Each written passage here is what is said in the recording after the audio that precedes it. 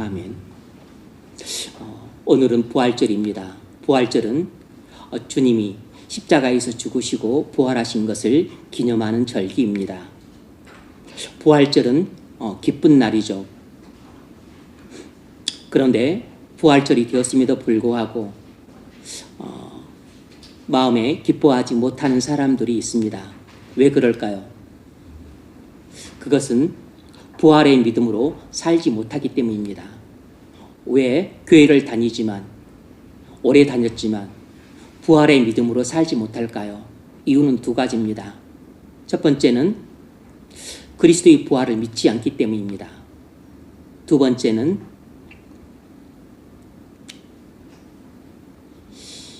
실질적인 부활 신앙을 잃어버렸기 때문입니다. 부활을 염두에 두고 살지 않기 때문인 거죠.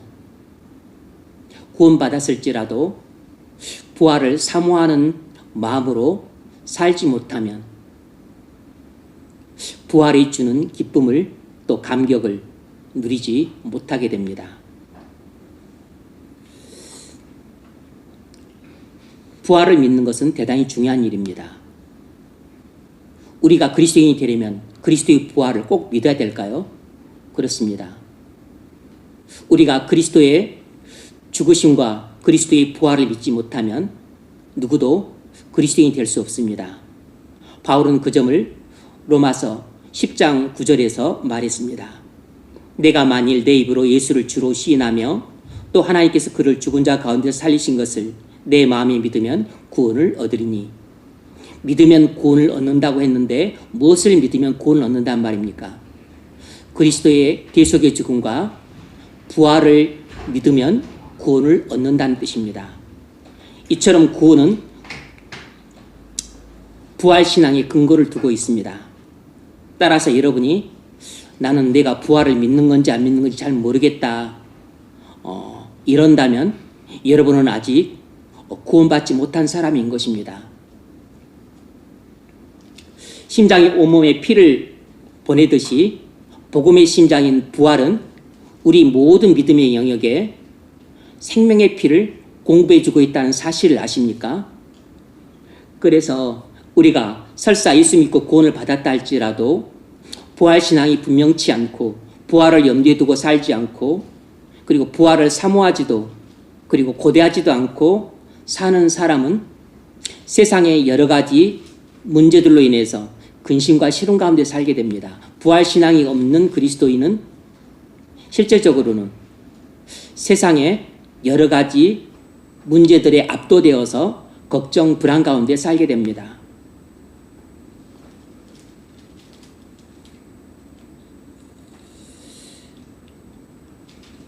따라서 부활은 기독교의 초석입니다.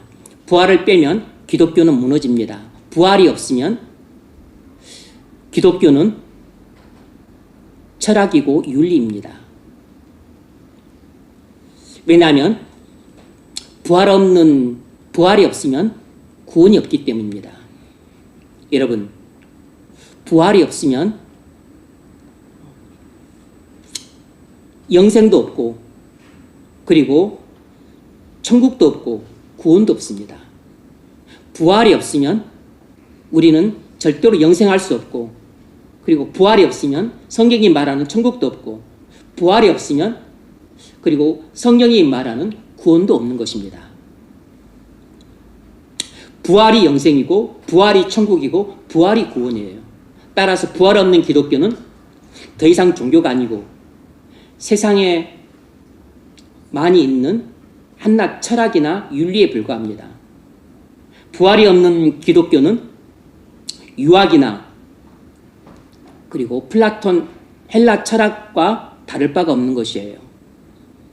그만큼 부활은 기독교의 심장과 같은 요소입니다. 예수를 믿으면 죄와 사망으로부터 구원받습니다. 구원의 최종적인 모습은 부활이에요. 부활해야 영광스러운 몸을 입고 영광스러운 천국에서 영생을 누릴 수 있습니다. 그래서 부활이 없으면 구원이 없는 것입니다. 부활이 없으면 영광스러운 몸을 입을 수가 없기 때문에 따라서 영광스러운 천국에 들어갈 수도 없어요. 그러니까 실제로 구원도 못 받는 거죠. 영광스러운 몸을 입어야 영생을 누릴 수 있는데 부활이 없으면 영광스러운 몸도 입을 수 없고 영광스러운 천국에도 들어갈 수 없고 따라서 영원한 생명을 누릴 수도 없는 것입니다. 그래서 기독교의 양대 축은 그리스도의 죽음과 그리스도의 부활인 것이에요. 그리스도의 죽음이 사실이라면 그리스도의 부활도 사실인 것이고 그리스도의 죽음이 사실이 아니라면 부활도 사실이 아닌 것입니다. 부활이 사실이라면 그리스도의 죽음이 사실인 것이에요.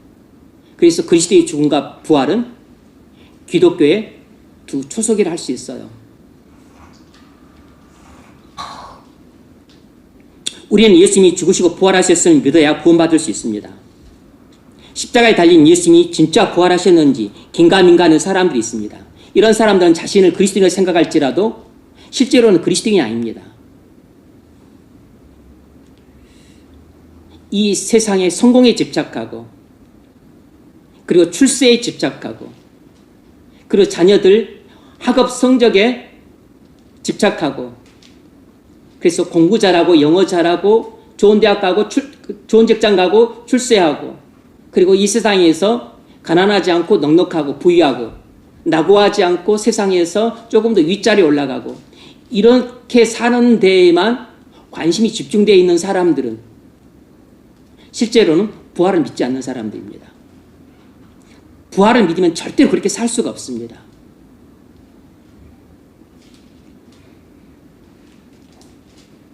그리스도의 부활이 역사에서 실제로 일어난 사건임을 믿지 않는 사람들은 그리스도인이 아니에요. 주님이 십자가에서 죽으시고 실제로 역사 속에서 부활하셨음이 믿어져야만 그리스도인이 될 수 있습니다. 네가 만일 내 입으로 예수를 주로 시인하며 또 하나님께서 그를 죽은 자 가운데 살리신 것을 내 마음에 믿으면 구원을 얻으리니. 믿으면 구원을 얻으리니. 그리스도의 십자가의 죽음과 부활을 믿으면 구원을 얻는다 했습니다. 바울이 고린도전서 15장을 기록한 목적이 무엇일까요? 바울이 고린도전서 15장을 기록한 목적은 하나입니다. 그리스도께서 역사 속에서 실제로 부활하신 것처럼 우리도 역사 속에서 실제로 부활하게 될 것이라는 것입니다. 고린도 교인들은 그리스도의 부활을 부인하지 않았습니다. 일부 교인들이 자신들의 육체적인 부활을 부인하거나 의심했었습니다.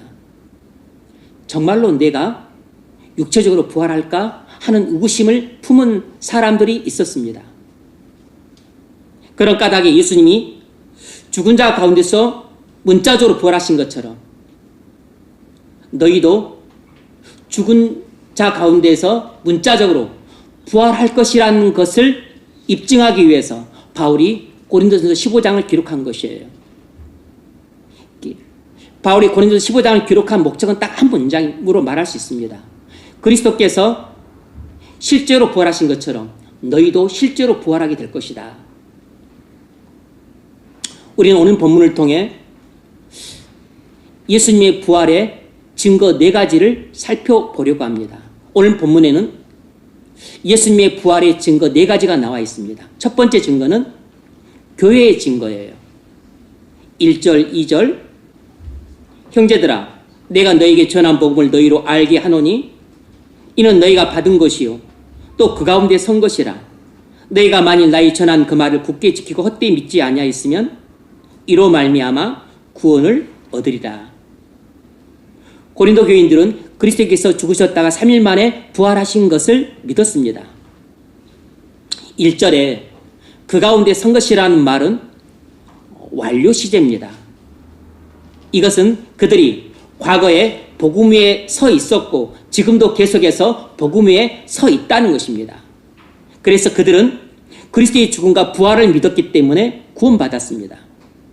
지금 바울이 말한 바가 뭐냐면 교회가 그리스도의 부활의 증거라는 것이에요. 그리스도의 부활의 주관적인 증거는 고린도 교인들 자신이라는 것입니다. 원래 고린도인들은 교만한 자들이었고 음란한 자들이었고 또 동성연애 하던 자들이었고 우상 숭배자들이었습니다. 이들을 누가 죄에서 구속하셨습니까? 죄와 사망의 권세를 이기시고 부활하신 그리스도께서 그들을 구원하셨어요. 그리스도께서 죄와 사망의 권세를 이기고 부활하지 않으셨다면 누가 고린도인들을 단 1년 6개월 만에 그렇게 놀랍게 변화시켰겠습니까? 그리스도께서 죄와 사망의 권세를 이기시고 부활하셨기 때문에 그 교만하고 음란하고 우상숭배자였던 고린도인들을 단 1년 6개월 만에 놀랍게 변화시킬 수 있었던 겁니다. 고린도인들이 죄의 종에서 의의 종으로 변화된 것은 죄와 사망의 권세를 이기시고 부활하신 그리스도께서 하신 일입니다. 만약 그리스도께서 죄와 사망의 권세를 이기지 못하고 부활하지 못했다면 그리스도를 백날 믿어도 고린도인들은 그리스도 안에서 죄의 종으로부터 구속되어서 의의 종이 되지 못했을 것입니다. 아니, 그리스도가 죄와 사망의 권세를 이기지 못하고 부활을 못했는데 어떻게 예수를 믿는다고 해서 우리가 예수 안에서 죄의 종에서 구속되어서 의의 종이 될 수 있었겠습니까? 우리가 죄의 종에서 구속되어서 의의 종이 될 수 있었던 것은 우리가 믿는 예수가 죄와 사망의 권세를 이기고 부활하셨기 때문이에요. 여러분, 원래 우리는 교만한 자들이었고 음란한 자들이었고 우상숭배자들이었고 그리고 탐욕스러운 자들이었습니다. 그랬던 우리가 어떻게 변화되었습니까? 죄와 사망의 권세를 이기시고 부활하신 그리스도께서 우리를 변화시키신 것입니다. 우리를 죄의 종에서 구속하여 의의 종이 되게 하신 일은 오직 죄와 사망의 권세를 이기시고 부활하신 그리스도만이 하실 수 있는 일이었어요. 그러므로 교회가 그리스도의 부활의 증거가 됩니다. 바로 죄의 종에서 의의 종으로 변화된 우리가 그리스도의 부활의 가장 뚜렷한 증거예요. 그리스도께서 십자가에서 죽으시고 부활하셨다는 것을 믿으십니까? 배우 김광규 씨가 일타 강사 이지영 씨에게 예수님이 정말로 3일 만에 부활하셨습니까? 라고 물었습니다. 영적인 소경에게 길을 물어본 셈입니다. 이처럼 사람들은 예수님이 정말로 부활했는지 궁금해합니다. 사람들은 그리스도의 부활의 증거를 보고 싶어해요. 그리스도의 부활의 증거가 어디 있습니까? 불신자들은 어디서 그리스도의 부활의 증거를 볼 수 있을까요? 바로 우리가 불신자들이 볼 수 있는 그리스도의 부활의 증거입니다. 우리가 죄를 짓고 악을 행하면 불신자들이 우리에게서 과연 그리스도의 부활의 증거를 볼 수 있겠습니까? 볼 수 없을 겁니다. 교회가 불신자들이 볼 수 있는 그리스도의 부활의 확실한 증거예요. 교회가 불법을 행하고 불의에 앞장서면 불신자들이 교회를 보고서 그리스도의 부활의 증거를 볼 수 있을까요? 전혀 보지 못할 것입니다. 그리스도의 부활의 증거를 보기는커녕 오히려 욕을 할 겁니다. 이번 계엄과 내란 사태 때 그리스도인들과 교회가 보여준 모습은 불신자들이 눈을 씻고 봐도 그리스도인과 교회에게서 그리스도의 부활의 증거를 보여주지 못했을 뿐만 아니라 욕을 들어먹기에 충분했습니다. 이번 계엄과 내란 사태 때 보여준 그리스도인들의 모습은 세상의 불신자들이 갖고 있는 이성만큼의 그런 이성 수준도 못 되었고 세상의 불신자들이 갖고 있는 상식 수준의 그런 수준만큼의 상식도 갖고 있지 못했고 불신자들의 양심에도 미치지 못하는 아주 저질스러고 불량스러운 양심의 수준을 보여주었습니다. 앞으로 우리나라에 50년 가까이는 불신자들의 전도의 문이 꽉 막혀 있을 겁니다.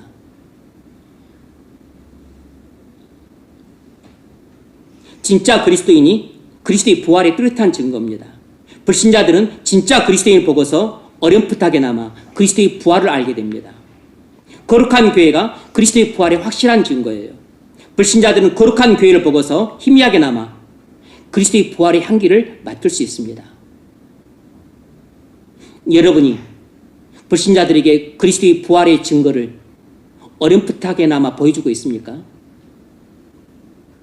과연 우리나라 교회가 이 많은 불신자들에게 그리스도의 부활의 향기를 아주 미약하게나마 맡게 해주고 있나요?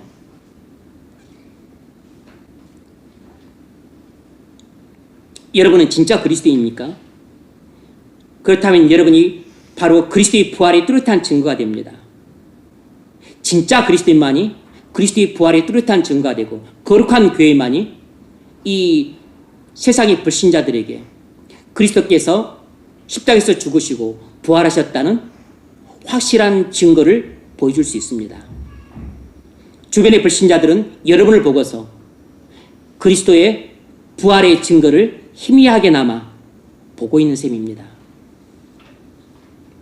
저희 둘째 형님은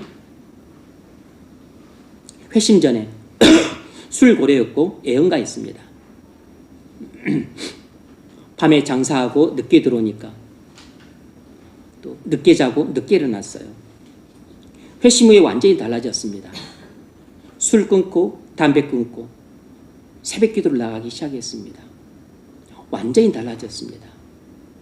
완전히 그냥 신앙이 폭 빠졌고 그리고 교회 생활에 매달렸어요.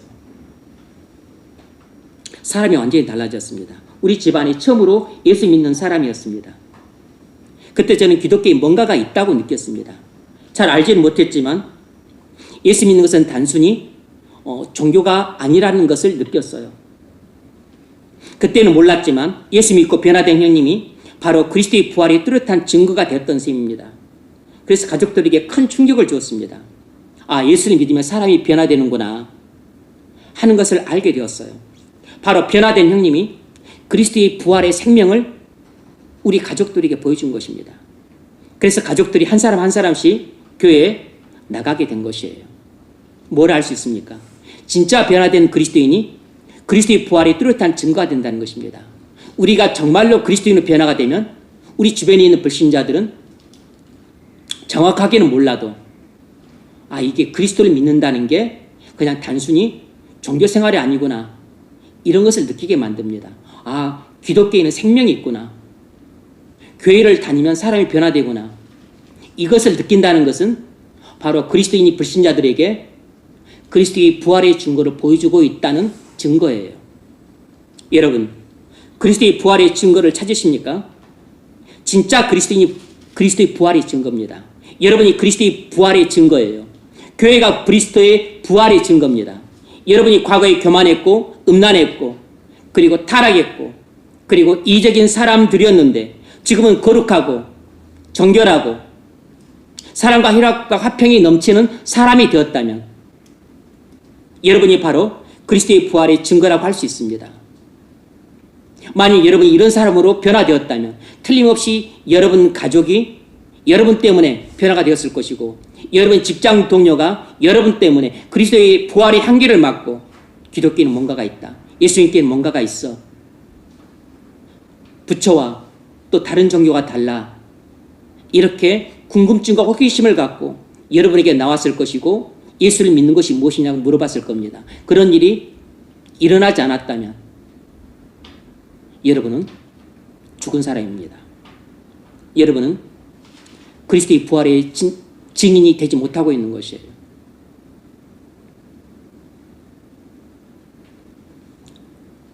오직 성령이 너에게 임하시면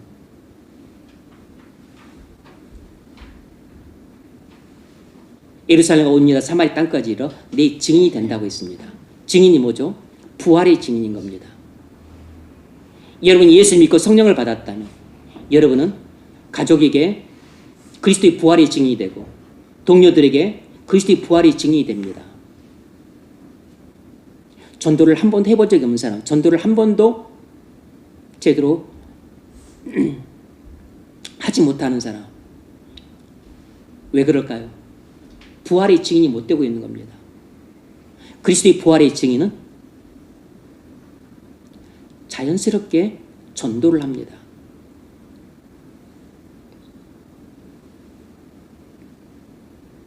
어떻게 여러분이 죄의 정에서 구속함을 받아 의의 종이 되었습니까?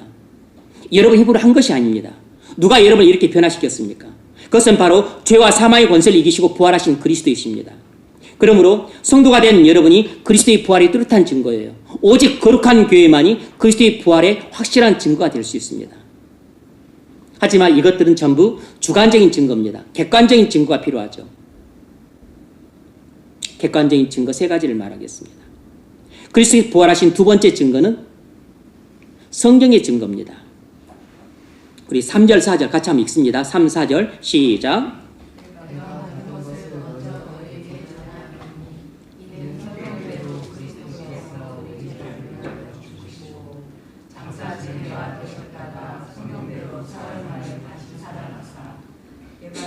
삼, 4절에 성경대로라는 말에 주목을 하십시오.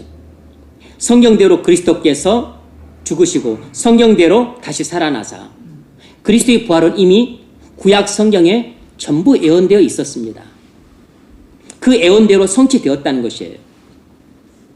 욥은 극심한 고난 중에도 성령의 감동을 받아 그리스도의 부활과 자신의 부활을 예언했습니다. 욥기 19장 25절 내가 알기에는 나의 대속자가 살아계시니 마침내 그가 땅 위에 서실 것이라. 무슨 뜻이죠? 그리스도께서 죽음에서 부활하실 것이라는 것입니다. 나의 대속자가 살아계시니 마침내 그가 땅 위에 서실 것이라. 내 가죽이 벗김을 당한 뒤에도 내가 육체 밖에서 하나님을 보리라. 무슨 뜻입니까? 내가 죽은 후에 부활해서 하나님을 볼 것이라는 것입니다. 욥은 아브라함과 동시대의 인물로서 그리스도의 부활과 자신의 부활을 예언하고 있습니다. 욥은 부활 신앙을 갖고 있었어요. 예수님의 부활 사건이 일어나기 2000년 전에 아브라함도 부활신앙을 갖고 있었는데 욥도 부활신앙을 갖고 있었던 겁니다. 예수님이 십자가에 달리시기 2000년 전에 욥은 그리스도의 부활과 그리고 자신의 부활을 확실하게 믿고 있었습니다. 내가 알기에는 나의 구속자가 살아계시니 마침내 그가 땅 위에 서실 것이라. 내 가죽의 벗김을 당한 뒤에도 내가 육체 밖에서 하나님을 보리라. 욥은 그리스도의 부활뿐만 아니라 자신의 부활도 확신하고 있었어요. 욥의 예언이 있으니 2000년 뒤에 그 예언대로 그리스도께서 부활하셨습니다. 그러므로 그리스도께서는 성경대로 부활하신 것입니다. 다윗은 시편 16편에서 그리스도의 부활과 자신의 부활을 예언했습니다. 8, 9절에서 다윗은 자신이 신전의식을 갖고 살기 때문에 항상 마음이 즐겁고 기쁘고 평안하다고 노래했어요. 그리고 나서 10절, 11절에서 자신의 마음이 항상 기쁘고 즐겁고 평안한 훨씬 더 근본적인 이유를 설명해 주었습니다. 그것이 무엇이냐면 자신이 부활을 믿고 있기 때문이라는 것입니다. 시편 16편 10절 주께서 내 영혼을 수월에 버리지 아니하시며 주의 거룩한 자로 썩지 않게 하실 것임이니이다. 주께서 생명의 길을 내게 보이시리니 주의 앞에는 충만한 기쁨이 있고 주의 오른쪽에는 영원한 즐거움이 있나이다. 다윗은 늘 살아갈 때 신전의식을 갖고 살기 때문에 마음이 늘 즐겁고 기쁘고 평안하다고 했는데 다윗의 마음이 항상 즐겁고 기쁘고 평안한 훨씬 더 근본적인 이유는 이 10절 11절에 나와 있는 것처럼 자신의 부활신앙 때문이라는 것이에요. 그리스도께서 죽지만 부활하실 것을 믿었고 자신도 죽지만 부활하실 것을 믿었다는 것입니다. 그래서 어떤 고난과 핍박이 있어도 마음이 기쁘고 즐겁고 평안하다는 것이에요.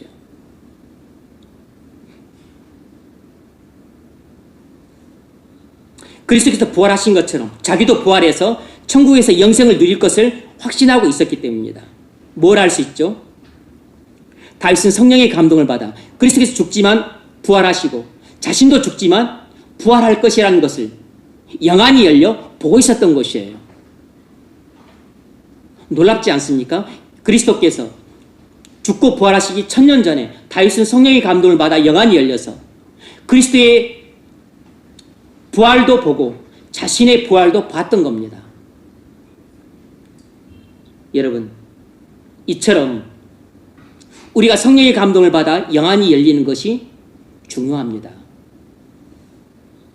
우리 욥이 극심한 고난 중에도 성령의 감동을 받아 영안이 열려서 그리스도의 부활과 자신의 부활을 보았던 것처럼 다윗도 고난과 슬픔 중에도 성령의 감동을 받아 영안이 열려서 그리스도의 부활도 보고 자신의 부활도 봤던 것이에요. 신앙생활의 핵심 중의 핵심은 성령의 감동을 받아 영안이 열리는 것입니다. 주께서 내 영혼을 수월에 버리지 아니하시며 주의 거룩한 자로 썩지 않게 하실 것임이니이다. 주의 거룩한 자 썩지 않게 하실 것입니다. 이 말은 주님이 죽지만 부활하실 것이라는 것이에요. 주께서 생명기를 내게 보이시리니, 이 말은 나도 죽지만 주님처럼 부활한다는 것입니다. 그래서 주 앞에는 충만한 기쁨이 있고 영원한 즐거움이 있나이다. 부활한 몸을 갖고 하나님 앞에 서게 될 때는 완전 충만한 기쁨과 즐거움을 누리게 될 것이라는 것이에요. 이처럼 그리스도의 부활이 성경대로 이루어진 것임을 알 수 있습니다. 호세아도 그리스도의 부활과 우리의 부활을 예언했습니다. 호세아서 6장 2절 제3일에 우리를 일으키시리니 우리가 그 앞에서 살리라. 이 구절이 이중적인 뜻을 갖고 있습니다. 이 구절은 이스라엘의 회복을 1차적으로 말하고 있고, 그리고 궁극적으로는 우리의 부활을 말하고 있습니다. 이 두 번째 뜻에 따라서 우리 해석을 하자면 무슨 뜻인고 하니, 하나님께서 그리스도의 부활 안에서 우리를 부활시킬 것이라는 것입니다. 제3일에 우리를 일으키시리니, 이 말씀은 하나님께서 그리스도의 부활 안에서 우리를 부활시키실 것이라는 것이에요. 이 말은 우리가 부활할 수 있는 유일한 길은 그리스도의 부활뿐이라는 것입니다. 제3일에 우리를 일으키시리니 우리가 그 앞에서 살리라. 하나님께서 그리스도의 부활 안에서 우리를 부활시키시다는 약속입니다. 그러니까 호세아서 6장 2절은 그리스도의 부활과 우리의 부활을 동시에 약속하고 있는 것이에요. 다니엘서에도 이 부활이 나옵니다. 다니엘은 마지막 심판날 부활을 예언했습니다. 다니엘서 12장 2절 땅의 티끌 가운데에서 자는 자 중에서 많은 사람이 깨어나 영생을 받는 자도 있겠고 수치를 당하여 영원히 부끄러움을 당할 자도 있을 것이며, 다니엘은 마지막 심판날 모든 사람이 부활할 것이라고 말했습니다. 그래서 많은 사람이 영생이 부활을 하게 될 것이고, 또 나머지 많은 사람들이 심판의 부활을 하게 될 것이라는 것입니다. 이 말은 결국 무슨 뜻이죠?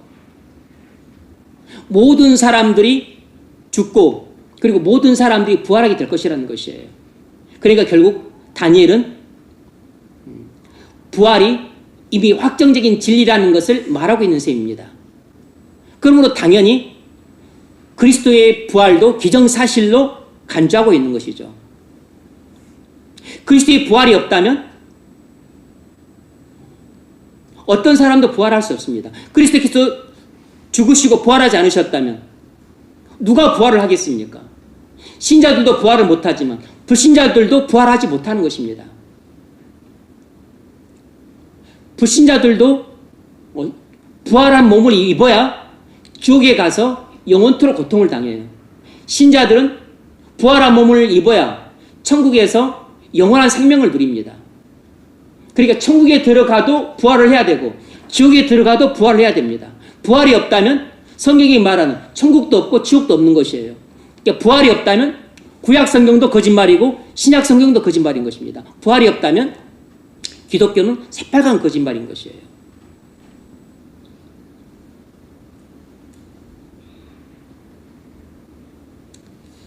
땅의 티끌 가운데서 사는 자 중에서 많은 사람이 깨어나 영생을 받는 자도 있겠고 수치를 당하여 영원히 부끄러움을 당할 자도 있을 것이며, 이처럼 구약 성경은 그리스도의 부활을 한결같이 증거하고 있습니다. 예수께서 부활하신 후에 두 제자와 함께 엠마오로 향하는 길을 걸으면서 구약 성경에 나의 부활에 대해서 이렇게 확실히 증거하고 있는데 왜 믿지 않냐고 하시면서 꾸짖는 대목이 나옵니다.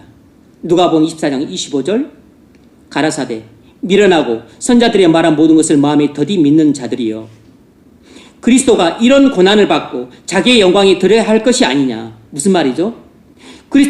그리스도가 죽고 부활하신다는 내용이 구약 성경에 나오는데 왜 믿지 못하느냐라고 꾸짖으시는 것입니다. 여러분도 십자가에서 돌아가신 그리스도께서 사망 권세를 이기시고 부활하셨다는 사실을 아직도 잘 믿지 못하고 있습니까? 마음에 더디 믿고 있어요? 성경대로 주님이 부활하셨습니다. 그러면 성경을 믿으십시오. 예수님이 십자가에서 죽으시고 3일 만에 부활하셨다는 것을 믿으세요. 그리고 여러분이 그리스도의 부활 안에서 부활할 것이라는 것을 믿으십시오.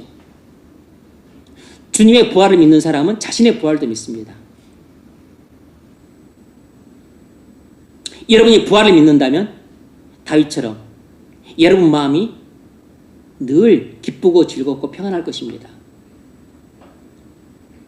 우리 마음이 기쁘고 즐겁고 평안한 이유는 하나님 앞에서 살아갈 때입니다. 신전의식을 갖고 살아갈 때예요. 하지만 이보다 더 근본적인 이유는 내가 장차 죽은 후에는 부활하게 될 것이다. 이 부활신앙을 갖고 있을 때, 그리고 이 부활신앙을 갖고 실제로 우리가 살아갈 때 우리가 고난 속에 있든 또 어려움을 겪든 마음에 기쁨과 즐거움이 충만하게 됩니다. 그리스도께서 부활하셨다는 세 번째 증거는 목격자들의 증언입니다. 목격자들의 증언은 아주 중요한 증거예요. 예나 지금이나 법정에서는 목격자들의 증언을 아주 중요한 판단 재료로 삼습니다. 예수님의 부활을 목격한 증인들이 아주 많습니다. 5절로 7절,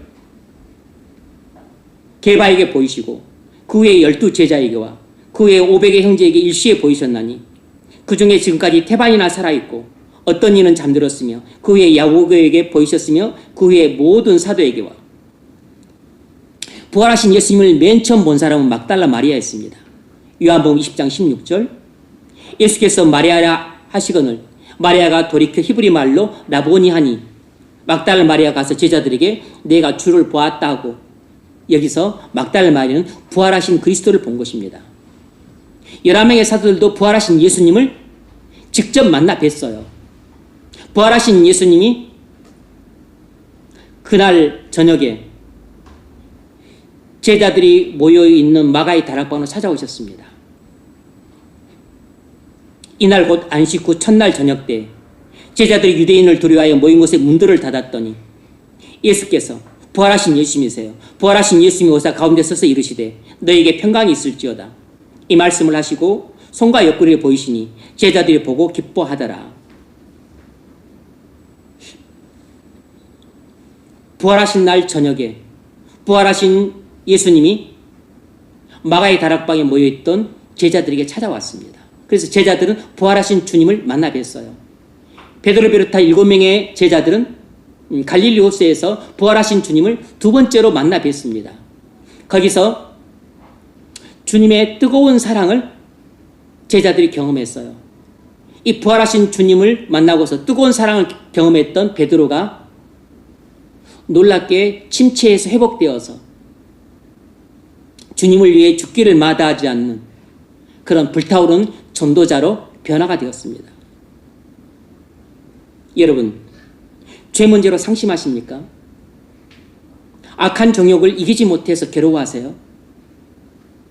날마다 주님을 부인한 같은 생활을 하는 여러분 자신이 너무 밉고 싫습니까? 도대체 어떻게 살아야 될지 몰라서 전전긍긍하고 계세요? 부활하신 주님을 만나면 해결이 됩니다. 낙심과 침체와 절망 가운데 빠져있던 베드로도 부활하신 주님을 만나고서야 회복이 되었습니다. 부활하신 주님을 만나서 큰 사랑을 경험하고서야 침체와 낙심에서 회복이 되었습니다. 주님 앞으로 나오십시오. 그러면 주님이 여러분을 찾아오실 것입니다. 먼저 여러분이 주님을 찾아가세요. 그러면 주님이 여러분을 만나 주실 겁니다. 부활하신 주님을 만나십시오. 그래야 베드로처럼 회복이 됩니다. 이번 주는 부활절 주간입니다. 부활하신 주님을 만나기에 딱 좋은 주간이에요.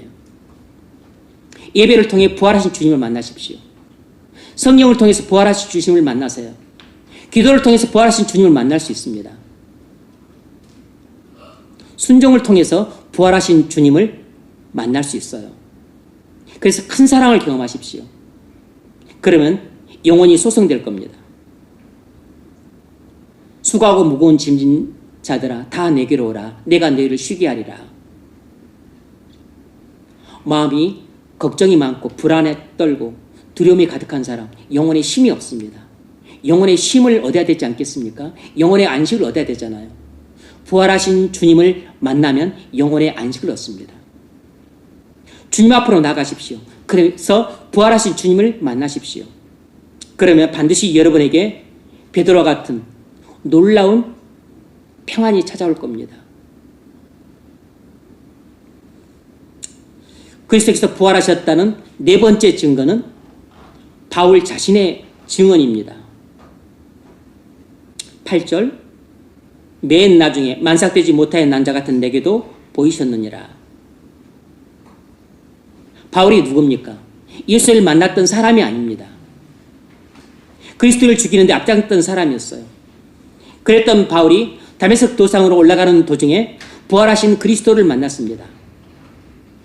바울이 부활하신 그리스도를 만나고 나서 갑자기 그 자리에서 꼬꾸라졌습니다. 부활하신 그리스도의 그 빛나고 영광스러운 모습에 압도되어서 꼬꾸라졌고 눈으로 부활하신 그리스도의 영광스러운 빛을 보게 되므로 그의 눈이 일시적으로 멀었고 그때부터 그가 안질에 시달리게 된 것이에요.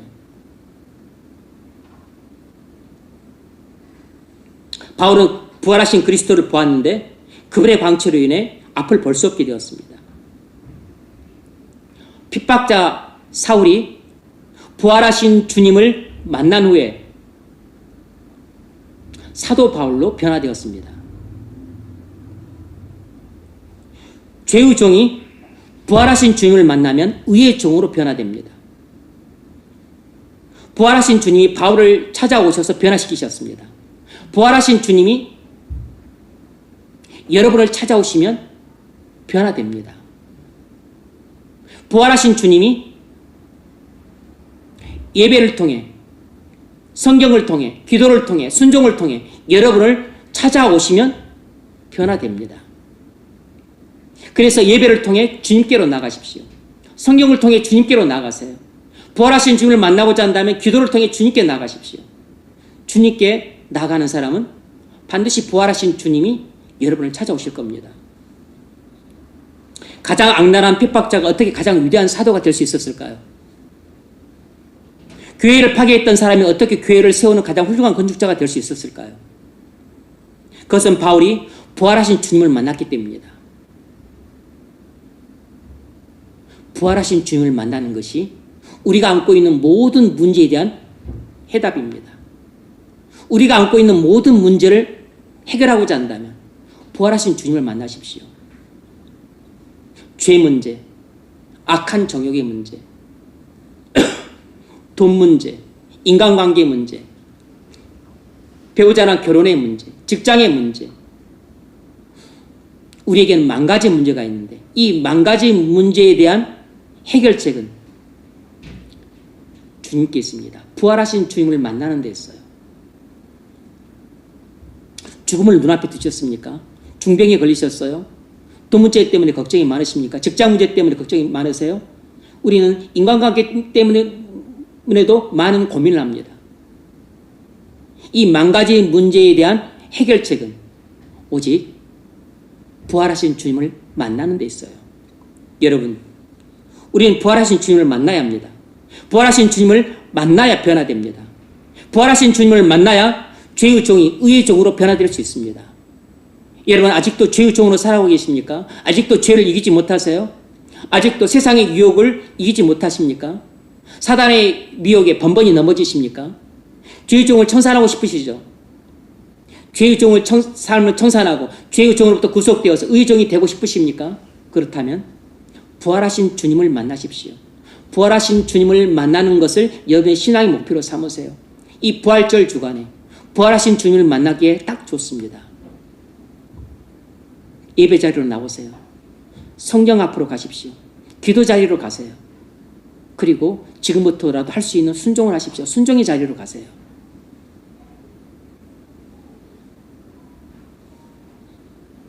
부활하신 주님을 만나셨습니까? 그분의 세미한 음성을 들으셨어요? 우리는 부활하신 주님을 만나야 됩니다. 부활하신 주님을 우리 인생의 다메섹 도상에서 만나야 우리도 변화됩니다. 우리 영혼이 소성이 돼요. 부활하신 주님을 꼭 만나서 그분의 음성을 들으십시오.